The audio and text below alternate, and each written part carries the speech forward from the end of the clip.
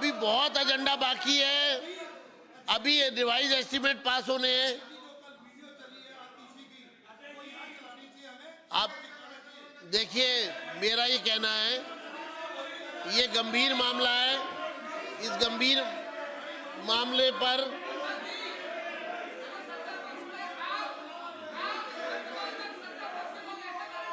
आप, मेरा कहना है कि सब अपनी सीटों पर बैठ जाएं और कार्रवाई को आगे बढ़ने दें।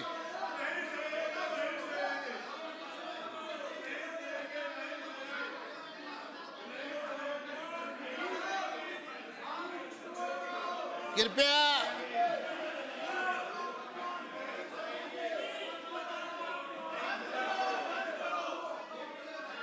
आतिशी नेता प्रतिपक्ष आतिशी जी आज भी सदन में नहीं आई हैं।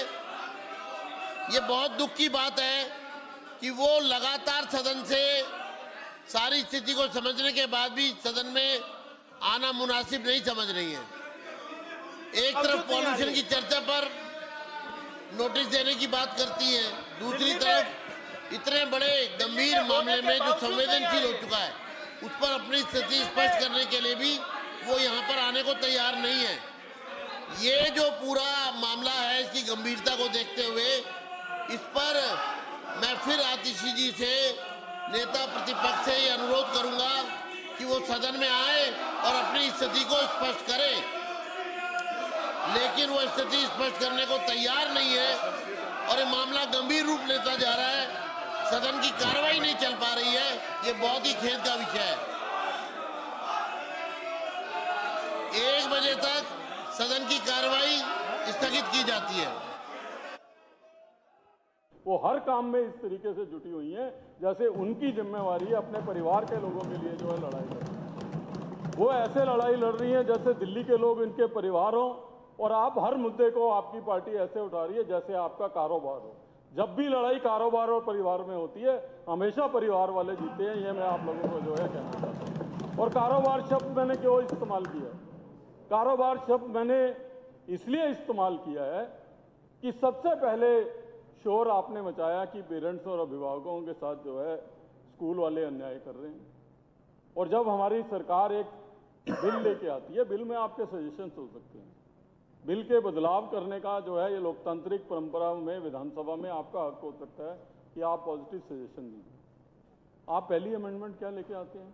आप अभी तक तो सरकार पे इल्ज़ाम लगा रहे थे सरकार ने देरी कर दी, सरकार बिल नहीं लेके आई, सरकार इतने टाइम पे कर दिया। तो आप पहली अमेंडमेंट क्या लगाते हैं? आप पहली अमेंडमेंट लगाते हैं कि सिलेक्ट कमेटी को दे दिया जाए। तो सिलेक्ट कमेटी को देने का मतलब आप तो चाहती हैं कि ये बिल और देरी से आए, अभी ना आए। तो आपको ये बताना पड़ेगा कि आप फाइनेंस मिनिस्टर रही, आज बड़ी शिद्दत के साथ में इस हाउस में पूरा समय उपस्थित रह के जिस तरीके से कि मुझे ये पूछना है जीएसटी में क्या हुआ, ये अमेंडमेंट क्या है, ऐसे इनके सदस्य कि हमें तो डिबेट चाहिए, हम चर्चा चाहते हैं, जैसे वो पूछ रहे हैं, मुझे इतना अच्छा लग रहा है। और मैं उनके ज्ञान के लिए बताना चाहती हूँ कि आज जो ये संशोधन हो रहे हैं, ये पिछले साल जो जीएसटी समिट हुई थी जिसकी सदस्य खुद आतिशी जी थी, जिसमें इनको जाना था, उन अमेंडमेंट को किया जा रहा है। ये वो अमेंडमेंट है जिसकी अध्यक्ष जी ये अगर बोले तो मैं बैठ जाऊं, आप जाने रखिए, हो गया। चलिए, ऐसे नहीं अब यह प्रस्ताव सदन के सामने है जो इसके पक्ष में। नहीं, मैं बोलूंगी। अच्छा बोलेंगे ना, बोलिए। मैं बोल रही हूँ। मैंने कहा उनको आप बैठिए नहीं, लेकिन आप अपने बोलिए। नहीं, वो उनको मैं बिठाऊंगा। सदन की इतनी गरिमा इस सदन को रखनी पड़ेगी कि अगर मैं बोल रही हूँ तो कोई माननीय सदस्य बीच में ना बोले। मैं किसी के में नहीं बोलती हूँ। ये मैं देख लूंगा मुख्यमंत्री। आप अपनी बात जवाब दे रही हूँ। आप अपनी बात कहिए। 1 मिनट। आपने सवाल कर लिया ना, जवाब तो सुनने की हिम्मत रखिए। चलिए, तो जिस फाइनेंस की ये मिनिस्टर होने के बाद सदस्य थी, ये उस कमेटी में गई ही नहीं जो कि 55वीं जीएसटी काउंसिल की मीटिंग थी। और आज जो ये चर्चा हमसे करना चाहती है उस मीटिंग में पास हुई, पास होकर के तब से लेकर अब तक ये दिल्ली में लागू है, दिल्ली में चल रही है, और खुद फाइनेंस मिनिस्टर ये थी और आज ये हमसे पूछ रही है कि ये क्या है, ये क्या है।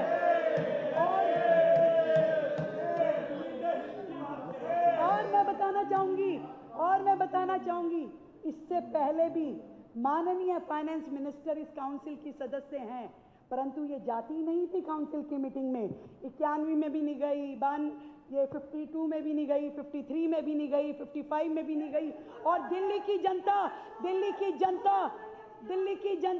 आप साइलेंट रहिए, बैठ जाइए मैडम, आप बैठिए आप। दिल्ली की जनता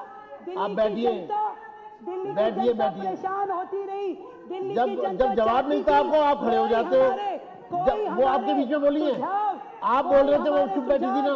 केंद्र तक बैठिए आप, बैठिए आप, परंतु वो आपको बैठिए, चलिए शुरू करिए। परंतु दिल्ली की जनता चाहती थी कि हमारे सुझाव केंद्र की काउंसिल तक पहुंचे।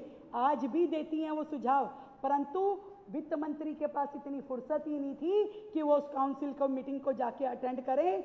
और ये जो इतना बड़ा रेजोल्यूशन देश का था, जिसमें आर्थिक एकता देश की दिखाई देती थी, केंद्र का जीएसटी, दिल्ली का जीएसटी मिल करके लगातार रिफॉर्म की ओर काम कर रहा था। इतने सारे रिफॉर्म लगातार केंद्र ने दिल्ली के लिए किए और वो लगातार चल भी रहे हैं, परंतु माननीय मंत्री जी, एक्स मंत्री फाइनेंस को इसकी जानकारी ही नहीं थी। मैं जरूर बताना चाहूंगी कि ये जितनी भी संशोधन हैं, जो कि यहाँ पे आज 45 संशोधन पास हो रहे हैं, जिस बात की बात इन्होंने कही है कि भाई सेक्शन 16 इनपुट टैक्स क्रेडिट की बात इन्होंने कही, मैं ये बताना चाहती हूँ, ये तो दिल्ली की जनता के हित में आया है। दिल्ली की जनता के जो भी केसेस 17, 18, 20, 21 तक के थे, उसमें केंद्र सरकार ने समय सीमा बढ़ा दी कि आप अपना कोई भी क्रेडिट का दावा अगर चाहते हैं तो 30 नवंबर 2021 तक रख सकते हैं। ये डेट एक्सटेंड की गई थी, जिसकी जानकारी ये मुझसे पूछ रही है, जो कि इनका कार्यकाल था। इनके कार्यकाल में इन्होंने पूछा। फिर इन्होंने सेक्शन 13 की बात की है, वो भी बताना चाहती हूँ। ये है कि जब एक कंपनी, एक मैन्युफैक्चरिंग यूनिट आपने यहाँ से सामान निकाल करके किसी दूसरी यूनिट में भेजती है, और मान लीजिए वो सामान लेने के लिए मना कर दे, तो उसने वहाँ से सामान भेज दिया, इसने यहाँ से छोड़ दिया, तो वो किसके अकाउंट में उसके ऊपर टैक्स लगेगा? इस सेक्शन में उसे क्लियर किया गया है कि जो सप्लायर है बिल्कुल भी उसके अकाउंट में उसका टैक्स नहीं जुड़ेगा। ये बात कही गई है। ये एक रिफॉर्म है। केंद्र सरकार ने दिल्ली की जनता के लिए, देश की जनता के लिए सरलीकरण किया है। एक एक शब्द को परिभाषित किया गया है। जितने झगड़े जीएसटी में होते थे, उन सारे झगड़ों को निपटान किया गया है। दिल्ली में एपेलेंट अथॉरिटी कौन होगा, उसको डिफाइन किया गया है। प्रोडक्शन, जो आपने अगले सेक्शन की बात की कि प्रोडक्शन और मशीनरी, ये है प्रोडक्शन के ऊपर सुपरविजन, ताकि पूरा ट्रैक रिकॉर्ड किया जा सके। आज केंद्र सरकार ने, जैसे गुटखा की कंपनियां हैं, कितने गुटखे बेच रही हैं, क्या कर रही हैं, क्या सोसाइटी में फैला रही हैं, पता नहीं चलता उसकी क्वांटिटी का। सरकार ने ऐसी मशीनरीज को अप्रूव किया है कि हर गुटखे के पैकेट का उसका इंडिविजुअल नंबर होगा, और उन